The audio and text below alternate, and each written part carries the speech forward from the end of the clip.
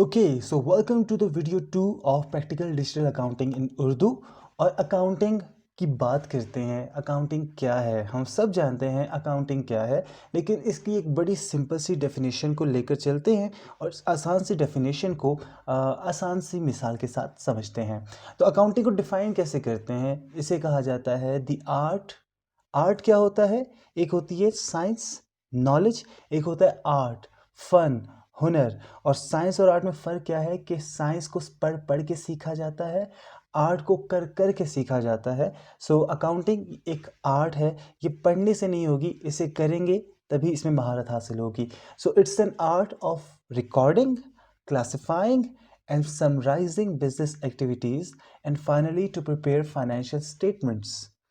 इस डेफिनेशन में 4 बातें हुई हैं: recording, classifying, summarising and financial statements. एक छोटी सी मिसाल लेते हैं। एक बाप है जो दुकानदार है और वो अपने बेटे को दुकान पे बिठा के जाता है। दुकानदार के पास, बच्चे के पास कई कस्टमर्स आते हैं जो हमसाए हैं और जो उधार भी लेते रहते हैं। तो उसके पास एक बंदा आया, एक और हमसाया आया और कहता है कि उधार दे दो। बच्चे ने उधार दे दिया, लेकिन शाम को उसको याद ही नहीं था कि उसे क्या करना चाहिए। शाम को उसे याद ही नहीं था कि कौन सा बंदा सामान लेके गया, कितना सामान लेके गया। तो बाप ने उसे अकाउंटिंग का पहला स्टेप सिखाया कि बेटा, जब भी कोई इस तरह की ट्रांजैक्शन हो तो उसे रिकॉर्ड किया करो। सो रिकॉर्डिंग क्या होती है? ये क्रोनोलॉजिकल ऑर्डर में बिजनेस की ट्रांजैक्शंस को अपने पास लिखना होता है। क्रोनोलॉजिकल ऑर्डर क्या है? क्रोन का मतलब होता है टाइम, राइट? तो क्रोनोलॉजिकल का मतलब क्या होता है? Time wise arrangement. जैसे आप 1 तारीख को ये कर रहे हैं, 2 तारीख को कुछ और किया, 3 तारीख को कुछ और किया। अब अगर आप इसको तारीख के हिसाब से लिखते हैं तो ये क्या कहलाता है? जर्नल। चलिए आपकी उर्दू में भी इजाफा करता चलूँ, जर्नल को उर्दू में क्या कहते हैं? कोई नाम जहन में आ रहा है आपके? 1, 2, 3, नहीं आया? चलिए जी, जर्नल को उर्दू में कहते हैं रोज़नामचा। सो जर्नल का ये नाम भी जहन में रखिएगा। जर्नल की बाय द वे टाइप्स होती हैं। अब आप में से किसी ने अगर पहले अकाउंटिंग पढ़ी है तो उसने हमेशा जर्नल को पढ़ा है, जनरल जर्नल पढ़ा है।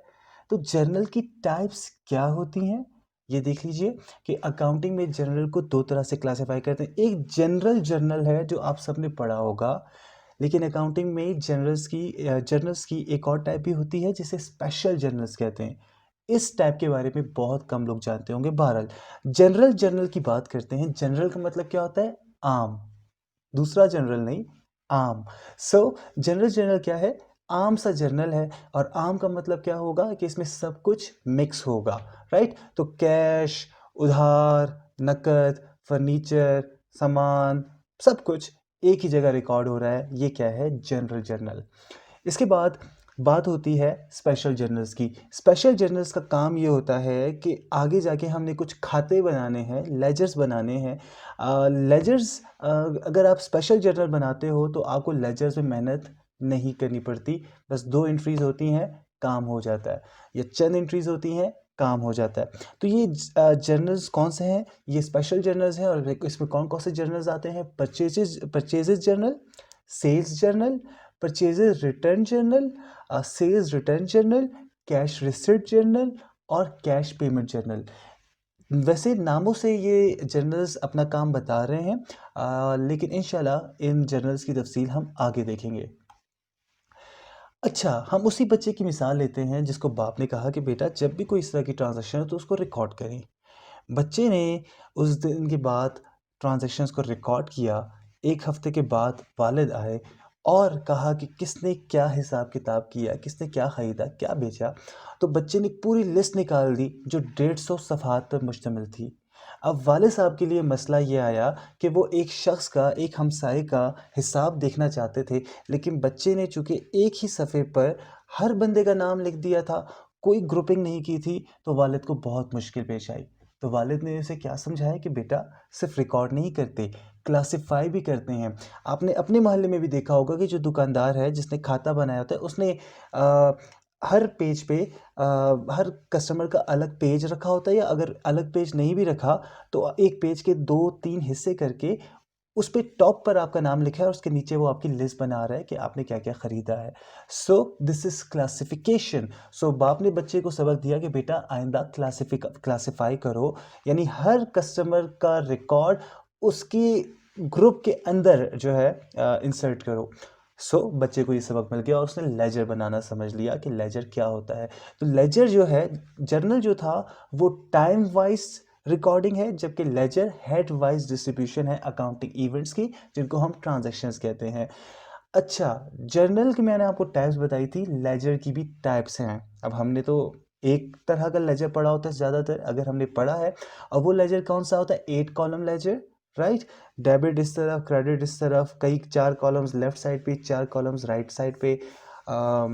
और balance B D, balance C D का एक सिलसिला होता है। अगर आपको नहीं पता, हम इंशाल्लाह आगे डिस्कस करेंगे। सो एक लेजर की टाइप तो ये है। दूसरा एक लेजर होता है, अच्छा ये जो 8 कॉलम लेजर है इसको अक्सर लोग ब्रिटिश लेजर भी कहते हैं। इस तरह एक और लेजर होता है जिसे हम कहते हैं 6 कॉलम लेजर, या इसका दूसरा नाम होता है रनिंग बैलेंस लेजर, और कुछ लोग इसे अमेरिकन लेजर भी कहते हैं। तो ये तमाम नाम याद रखें। शायद आपके जहन में एक सवाल पैदा हो कि सर हमें इतने नाम क्यों बता रहे हैं? बस ठीक है, लेजर है, लेजर को बनाना आना चाहिए। लेकिन मैं आपको एक रियल लाइफ केस बताता हूँ। मेरे कई स्टूडेंट्स ने पब्लिक सर्विस कमीशन के एग्ज़ाम दिए, अल्हम्दुलिल्लाह काफ़ी कामयाब भी हुए। एक आध मरतबा ऐसा केस भी आया कि सर ये चीज़ जो थी, ये सवाल में आई थी, ये क्या है? ये तो कभी पढ़ी ही नहीं है, इसलिए ये सवाल छोड़ना पड़ गया। तो वो क्या था जी? सिर्फ़ अमेरिकन लेजर लिखा था, ब्रिटिश लेजर लिखा था। तो इन चीज़ों के नाम जो मुख्तलिफ हैं, मैं आपको इसलिए बताता हूँ कि एग्ज़ामिनर अगर पेपर कोई इस तरह का बना रहा है तो वो डिफरेंट नामों से आपको कंफ्यूज कर सकता है, और हमने कंफ्यूज नहीं होना, ज़िंदगी आसान करनी है। सो ये हुआ क्लासिफिकेशन का सिलसिला। जब आप क्लासिफाई करते हैं, मैंने आपको चंद चीज़ें बताई थी, रिकॉर्डिंग, क्लासिफाइंग, और उसके बाद क्या थी? समराइजिंग। वाले साहब 1 महीने के लिए फिर गए, वापस आए और बच्चे से कहा ठीक है अब हिसाब दिखाओ। यकीनन तुमने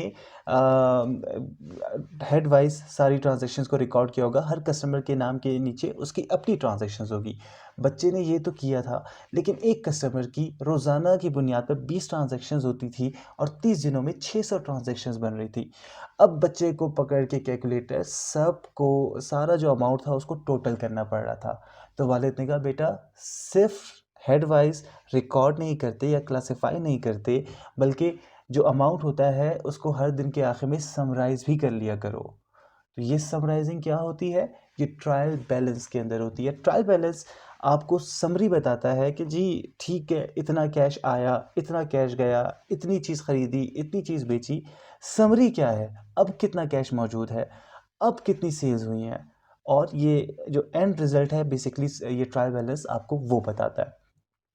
अब आप गौर कीजिएगा, यहाँ जो लफ्ज़ है ये 2 लफ्ज़ हैं, ट्रायल और बैलेंस। ट्रायल का मतलब है कोशिश करना, ट्राई करना। जैसे आप ट्रायल बॉल हमेशा क्रिकेट में मांगते थे जब भी आप पहली बॉल पे आउट होते थे। और इस तरह से बैलेंस, बैलेंस का मतलब क्या है? बराबर करना। तो ट्रायल बैलेंस का कॉन्सेप्ट क्या होता है? इस डॉक्यूमेंट का मकसद सिर्फ ये होता है कि यार आगे जो डॉक्यूमेंट्स बनाने हैं उसमें बैलेंसिंग बहुत ज़रूरी है। तो एक दफ़ा पहले ट्राई कर लेते हैं कि जो हमने लेजर बनाए, जो खाते बनाए, उसका बैलेंस, आखिरी बैलेंस जो है वो बराबर है, इक्वल है या नहीं है। So this is your trial balance. तो क्या हुआ? रिकॉर्डिंग, क्लासिफाइंग, समराइजिंग, और इसके बाद फाइनेंशियल स्टेटमेंट्स। फाइनेंशियल स्टेटमेंट्स को जो लोग अकाउंटिंग जानते हैं वो सिर्फ 2 स्टेटमेंट समझते हैं, हालांकि फाइनेंशियल स्टेटमेंट में 5 मेजर डॉक्यूमेंट्स होते हैं। पहली स्टेटमेंट होती है इनकम स्टेटमेंट। इसका सिंपली मकसद ये है कि आपको बताएं कि आपकी कितनी इनकम हुई, या कितना प्रॉफिट हुआ, या कितना लॉस हुआ। दूसरी स्टेटमेंट होती है स्टेटमेंट ऑफ ऑनर्स इक्विटी। ये आपको सिंपली रिपोर्ट देती है कि आपके जो बिज़नेस के ऑनर्स हैं, क्योंकि आप तो अकाउंटेंट हैं, तो बिज़नेस के एक ऑनर भी शायद ना हो, कई ऑनर्स हों, तो हर ऑनर का बिज़नेस में कितना हिस्सा है और इस वक्त कौन सा ऑनर कहाँ खड़ा है, ये स्टेटमेंट ऑफ ऑनर्स इक्विटी बताती है। Number 3, balance sheet. ये आपको बताती है कि आपका बिजनेस कितना मजबूत है या कितना कमज़ोर है। ये वो प्राइमरी डॉक्यूमेंट है जिसको देखकर आपको कर्जा दिया जाता है। मैं आपको एक और मिसाल देता हूँ कि अगर आपने किसी स्कॉलरशिप के लिए मुल्क से बाहर जाना है तो अक्सर आपने देखा होगा वो बैंक स्टेटमेंट मांगते हैं कि जी आप हमें बताएं आपके पास कितना पैसा पड़ा है और आप अपनी ज़रूरियात को पूरा कर सकते हैं या नहीं। बिल्कुल इसी तरह से बैंक से अगर किसी ने आपको कर्ज़ा देना है या आपने किसी से कर्ज़ा लेना है तो वो भी आपकी बैलेंस शीट को देखेगा कि आप इस वक्त किस पोजीशन पर हैं। चलिए आपको एक और इंटरेस्टिंग बात बताता हूँ। बैंक कर्ज़ों की बात आई है तो बैंक कर्ज़ा कब मिलता है, ये ज़हन में रखिएगा कि बैंक कर्ज़ा आपको उस वक्त मिलता है जब आप बैंक के आगे साबित कर दें कि आपको इस कर्ज़े की ज़रूरत नहीं है। बैलेंस शीट में आपके पास इतना अमाउंट हो कि आपको कर्ज़े की ज़रूरत ना हो तो बैंक आपको कर्ज़ा देने पे तैयार हो जाता है। खैर जोक्स अपार्ट, आगे चलते हैं। कैश फ्लो स्टेटमेंट, नाम से पता लग रहा है कितना कैश का बहाव हमारे बिजनेस में था, कितना कैश आया कितना कैश गया, इसकी समरी कैश फ्लो स्टेटमेंट कहलाती है। और पांचवें नंबर पर है नोट्स टू फाइनेंशियल स्टेटमेंट। इसका कोई स्पेसिफाइड फॉर्मेट नहीं होता, लेकिन क्या है कि बैलेंस शीट में एक आप नंबर लिख रहे हैं, उस नंबर की कोई कैलकुलेशन होगी, कोई रफ वर्क होगा, आप उस नंबर की कैलकुलेशन को ये नोट्स टू फाइनेंशियल स्टेटमेंट में एक्सप्लेन करते हैं। या कोई मामला है, कोई माजरा है, कोई चीज़ पिछली रिकॉर्ड में नहीं थी, इस रिकॉर्ड में अचानक आ गई है, तो आपने वो कोई गलती पकड़ी थी जो इस स्टेटमेंट में आप रिफ्लेक्ट करना चाह रहे हैं, तो ये इस तरह के एक्सप्लेनेशन भी आप ज़ाहिर बात है नोट्स टू फाइनेंशियल स्टेटमेंट में कहेंगे। हर वो बात जो स्टेटमेंट को देख कर शायद समझ ना आए और स्टेटमेंट दिखने वाले के जहन में सवाल पैदा करे, उसे नोट्स टू फाइनेंशियल स्टेटमेंट में लिखा जाता है। सो अब तक हमने क्या सीखा? हमने समझा कि अकाउंटिंग क्या है। ये एक ऐसा हुनर है जिसमें आप ट्रांजैक्शंस को पहले रिकॉर्ड करते हैं, फिर उसको ग्रुप वाइज तकसीम करते हैं, फिर उसकी समरी बनाते हैं और फिर उसकी फाइनेंशियल स्टेटमेंट्स बनाते हैं। फाइनेंशियल स्टेटमेंट्स आपके रिजल्ट्स होते हैं। रिजल्ट्स में क्या क्या आता है? पहली चीज़ इनकम स्टेटमेंट यानी प्रॉफिट और loss. Number two statement of honours equity यानी ऑनर्स का बिजनेस में कितना पैसा है या कितना पैसा निकल गया है। नंबर थ्री बैलेंस शीट, आप कितने स्ट्रांग हैं financially. Number four cash flow statement, आपके बिजनेस में इस पीरियड के दौरान जिसकी आप अकाउंटिंग कर रहे थे कितना कैश आया कितना कैश गया।